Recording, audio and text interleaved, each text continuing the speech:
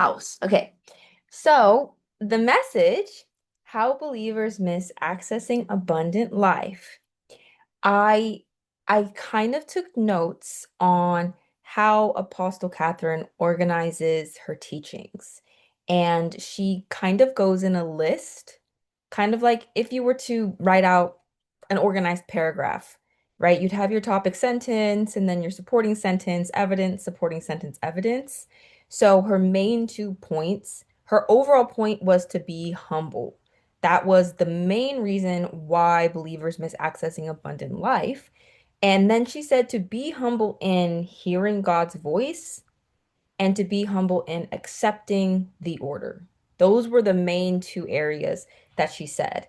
And what was significant about God's voice was her emphasis on faithfulness. God is going to say the same thing for a long time. Like, I was like, okay. And instead of just he's not like, oh, turn left, turn right, turn left, go forward, go right. He'll just say the same thing. It's very steady. And that was kind of the overall theme. Every single point that she gave, when she would say like the voice comes through vessels, it would go back to the fact that the voice is steady and simple. It was make 1 minute videos. It was not go here, go there, do this, blah, blah, blah. It was you're an apostle, make 1 minute videos. And that was the word for years. For years, that was the one prophetic direction. And then the other main thing was accepting the order and just receiving the fact that there is an order in the realm of the spirit. And when she was even praying for people, I watched even further into the teaching.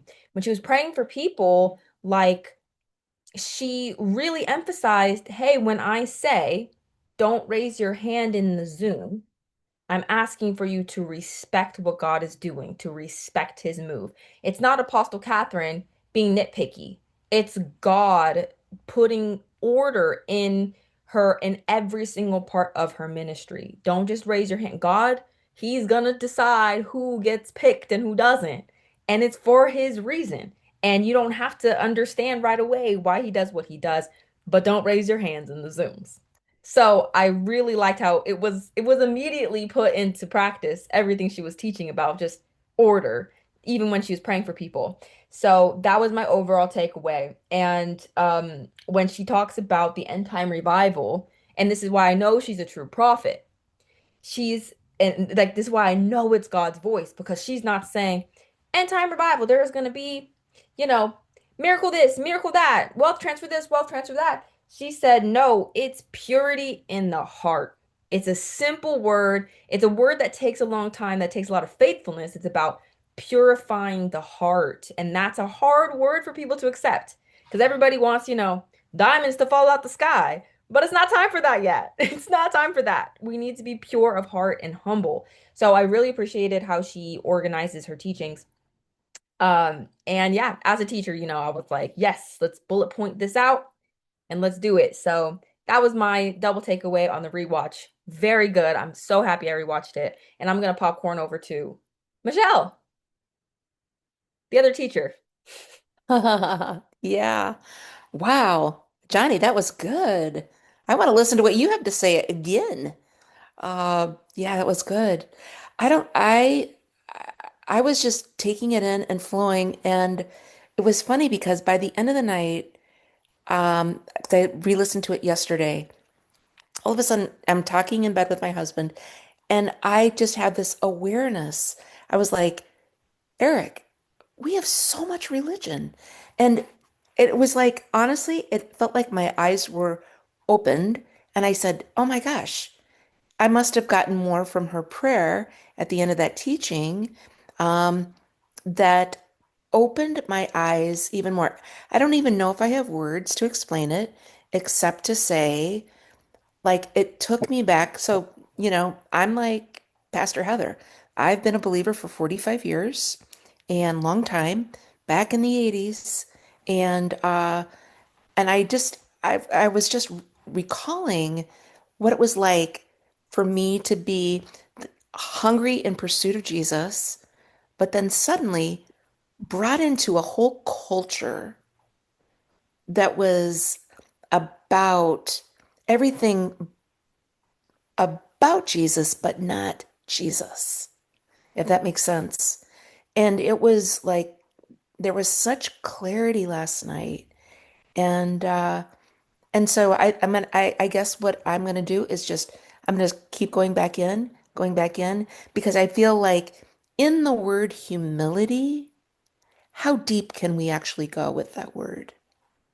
Like, right? It's a word that you think you know, and then you get to know more, and you get to know more and more, and it's so deep.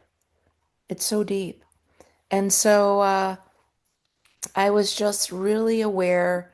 I think it was really about her prayer. Are you willing to say, God, whatever you need to do, even if it means I start to learn how to hear from you all over again? And I thought, oh, Jesus, please. Oh, well, okay, if you have to do that, then all right, let's go. Let's go. Because I'm thinking, oh my gosh, all these years. But you know what? All these years. That's who cares? Who cares? Yeah. So that's me. So let me popcorn it to Amanda. Hi, everybody. um, Rewatching, I think the biggest thing for like, especially the last few weeks is having the intention to have God point out and expose anything that is left in your heart that's of pride. Like I try to. I feel like I need to pray it every day because it's like He reveals to me something new that I had no clue was pride. Like recently was that he revealed to me that I was making this little succulent garden and everybody was being like uh they they what's the word? They were complimenting everybody's, but it felt like they were never complimenting mine. And in my thoughts, I was thinking I felt like the Lord had said this is a test to not want applause from anybody, to just see me, that I'm the one that you need applause from, that you made it for me and you created it for me and not for anybody else. And that's where he really opened my eyes to that because like even when I was growing up, like my mom would cheer me on, my especially with like singing in choir or doing theater, that she was like my biggest number one fan, she would say. But that I was always looking towards people and wanting their applause. And I never went to like God about it, that He was the only applause I need. So this last Sunday was creating that piece that He's like, make it for me. And it was so weird because it felt like I felt invisible, that everybody was getting complimented but mine. And He's like, focus on me and you're creating it for me. So I really, really learned that, especially, and that was a big thing that I didn't know was pride. And I'm so thankful that my eyes are opened to that. And I just intentionally just keep praying for like, is there anything else? Like confound me, Lord.